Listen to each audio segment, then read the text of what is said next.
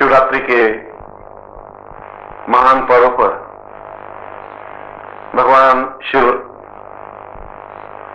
के स्तोत्र के साथ मैं शिव सूत्र के उन रहस्यों को स्पष्ट करने जा रहा हूं जो हमारे जीवन के आधार हैं, जिन सूत्रों के माध्यम से हम अपने जीवन के उलझे हुए रहस्यों को खोल सकते हैं, हम अपने जीवन की जटिलताओं को अनुकूल बना सकते हैं और एक बूंद की यात्रा को पूर्णता देते हुए सागर तक पहुंचाने की व्यवस्था कर सकते हैं।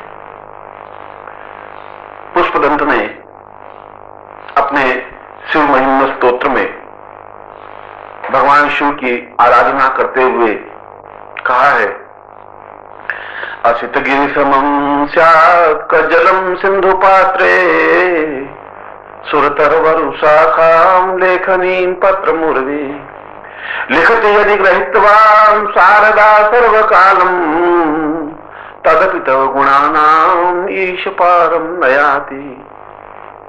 यदि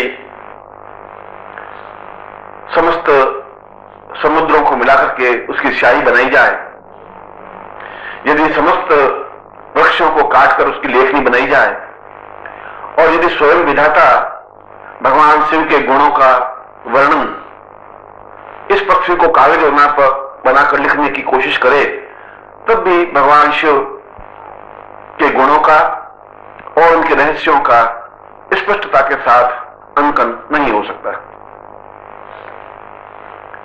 और मैं उस विराट सत्ता के भगवान शिव के उस मंत्र की व्याख्या कर रहा हूं जिस मंत्र में पूरे जीवन का सार दिया हुआ है। और यजुर्वेद में ऐसे सैकड़ों मंत्र हैं और वे सभी मंत्र अपने आप में मूल्यवान और महत्वपूर्ण हैं, क्योंकि उनमें उन सूत्रों को स्पष्ट किया गया है जो आज के मानव जीवन के लिए अनिवार्य है। सूत्र का तात्पर्य संक्षिप्त, सूत्र का तात्पर्य संकेत रूप में कहा गया। सूत्र का तात्पर्य पूरे समुद्र को एक बूंद में कहने की और लिखने की कल्पना करना। और यजुर्वेद के ऐसे ही मंत्र का मैं उच्चारण कर रहा हूं और फिर मैं उसकी व्याख्या स्पष्ट कर रहा हूं। यजुर्वेद का वह मंत्र है, ओम नमः संभवाय च मायो भव या च नमः शंकराय च महेशकराय या च नमः शिवाय च शिवतराय च। और यह यजुर्वेद का मंत्र बहुत बहुत समाधानों को लेकर के ऋषि की वाणी से उद्घोषित हुआ है। इस छोटे से मंत्र में एक विराट चिंतन छिपा हुआ है। आवश्यकता है उस मंत्र की उस दिव्यता को और उसके गर्भ में छिपे हुए उस अर्थ को समझने की। और ऋषि कह रहा है कि नमः संभवाय च मयो, मैं संभव बनने की प्रक्रिया की ओर अग्रसर होना चाहता हूं, क्योंकि मैं संभव नहीं हूं, क्योंकि मैं सही रूप में शिव की पात्रता प्राप्त नहीं कर पाया हूं, क्योंकि जीवन के दो सत्य हैं। एक सत्य है पूर्ण रूप से समर्पण होने का, पूर्ण रूप से श्रद्धान्वित होने का, पूर्ण रूप से विनीत होने का, नम्र होने का। और दूसरा मार्ग है आक्रमण करने का, प्रहार करने का, बलपूर्वक कार्य करने का। मगर उस संभवाय में इन दोनों ही अर्थ के तत्वों को स्पष्ट किया गया है। ऋषि कह रहा है कि मैं उस आक्रामक वृत्ति को प्राप्त नहीं कर सकता, नहीं करना चाहता, क्योंकि वह आक्रामक वृत्ति विज्ञान की वृत्ति है। ज्ञान और विज्ञान में मूलभूत अंतर है। ज्ञान को नारी कहा गया है, स्त्री कहा गया है, और विज्ञान को आक्रामक कहा गया है, पुरुष कहा गया है। और पुरुष बन करके केवल आक्रमण करना ही जानता है। पुरुष आक्रामक होता है। पुरुष उस चिंतन को, उस तथ्य को समझने की कोशिश नहीं करता। ज्ञान हमेशा नम्रता सिखाता है। हम भगवान शिव के दरबार में पहुंचते हैं, भगवान शिव के मंदिर में जाते हैं, तो हाथ जोड़ करके और 10 उंगलियों को परस्पर जोड़ करके अपने सिर को झुका करके प्रणाम करते हैं। और इस बात का चिंतन है कि मैं अपनी 5 कर्मेंद्रियां और 5 ज्ञानेंद्रियों, इन 10 इंद्रियों, इन 10 उंगलियों का मतलब है 10 इंद्रियों को आबद्ध करके और अपने सिर में जो बुद्धि है, जो अहंकार है, उसको नीचे गिराता हुआ मैं आपको प्रणाम करता हूं। और हमारी यह प्रणाम वृत्ति, यह हमारा प्रणाम करने का तरीका जीवन का एक सत्य है, क्योंकि हम विनीत होकर के चलने की क्रिया जानते हैं, हम संभव होने की क्रिया जानते हैं, हम संभव बनने की प्रक्रिया की ओर अग्रसर होते हैं। स्त्री अपने आप में एक पूर्ण समर्पण है, क्योंकि उसका रास्ता समर्पण का रास्ता है, विनय का रास्ता है, नम्रता का रास्ता है, अपने आप में झुकने का रास्ता है। विज्ञान जब उस पर हावी होता है और जब पुरुष विज्ञान में बन जाता है तो उस पर आक्रमण करता है, बलात्कार करता है। मगर इस बलात्कार में एक चीज छूट जाती है। उस बलात्कार से इस नारी शरीर को तो प्राप्त कर लेता है। हो सकता है कि पुरुष आक्रामक बनकर के नारी शरीर को हथिया ले। एकांत में कोई नारी खड़ी है और पुरुष बलपूर्वक उसको दबोच ले, मगर इस दबोचने में नारी शरीर उसे प्राप्त हो सकता है। मगर क्या उस नारी शरीर के अंदर आत्मा है, वहां तक वह पहुंच सकता है? क्या वह आत्मा को अपने अधिकार में दे सकता है? शायद ऐसा नहीं कर सकता। ठीक इसी प्रकार से विज्ञान के माध्यम से भगवान शिव को नहीं समझा जा सकता।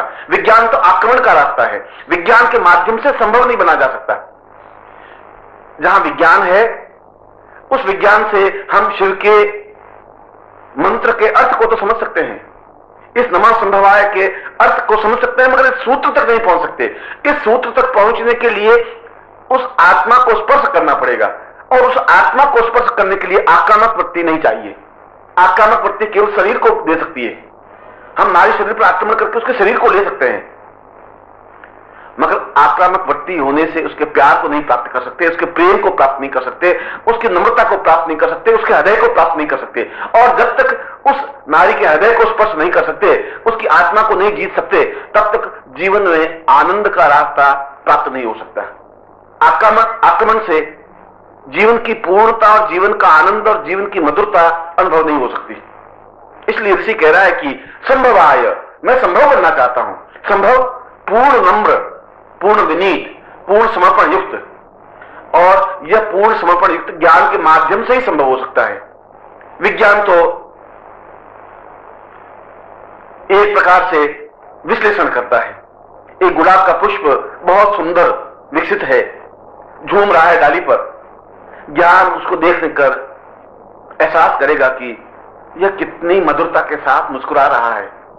उसको उस गुलाब के फूल में मुस्कुराहट दिखाई देगी, और यदि उसका हृदय विकसित है तो उस गुलाब के पुष्प में उसकी प्रेमिका का चित्र और बिंब अनुभव होने लगेगा।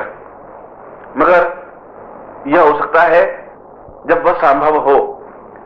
मगर यदि वह आक्रामक है, यदि वह विज्ञान के रास्ते पर चलता है, तो उस गुलाब के पुष्प को तोड़ डालेगा, और तोड़ करके उसकी पत्तियों को, उसकी पंखुड़ियों को अलग अलग करके यह एहसास करवा देगा कि इसमें कार्बोहाइड्रेट इतना है, इसमें ऑक्सीजन इतना है, इसमें जल इतना है, और इसमें कौन कौन से तत्व कितने हैं। मगर कौन से तत्वों को ढूंढने में उस गुलाब के पुष्प के सौंदर्य को नष्ट कर दिया, और यह सौंदर्य नष्ट हो जाना प्रकृति को नष्ट करना है। यह सौंदर्य नष्ट हो जाना ईश्वर की सत्ता को नष्ट करना है। यह सौंदर्य नष्ट कर देने का मतलब विश्व को समाप्त कर देने की क्रिया है। विज्ञान निरंतर उस नष्ट करने की प्रवृत्ति की ओर अग्रसर है, क्योंकि वह आक्रामक है, क्योंकि वह आक्रमण करना चाहता है, क्योंकि वह जबरदस्ती किसी को छीनना चाहता है, झपटना चाहता है, किसी पर अधिकार करना चाहता है। और इसीलिए ऋषि कह रहा है कि मैं उस आक्रामक वृत्ति को विज्ञान के माध्यम से, उस चिंतन के माध्यम से उस आत्मा तक नहीं पहुंच सकता जिस आत्मा को शिवत्व कहा गया है। अगर हमें शिव के पास पहुंचना है तो नम्रता के रास्ते से पहुंच सकते हैं। यदि हम उस आत्म तत्व को देखना है तो फिर हमें संभव बनना पड़ेगा। यदि हम उस परमात्मा में अपने आप को लीन करना है तो हमें समर्पण होने की क्रिया सीखनी पड़ेगी।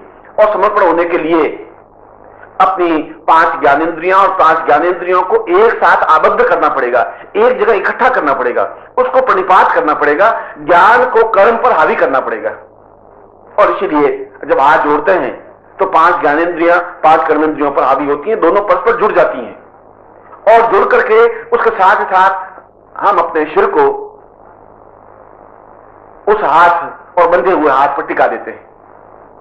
और ये इस भाव का चिंतन है कि मैं अपनी बुद्धि को पूर्ण रूप से इस ज्ञानेंद्रियों के हवाले करता हूं। अब मेरे पास तर्क नहीं है, अब मेरे पास किसी प्रकार का मोह नहीं है, अब मेरे पास किसी प्रकार की आक्रामक वृत्ति नहीं है। मैं विनीत हूं, मैं नम्र हूं, मैं अपने आप में झुकने की क्रिया कर रहा हूं, मैं अपने आप में प्रणिपात होने की क्रिया कर रहा हूं।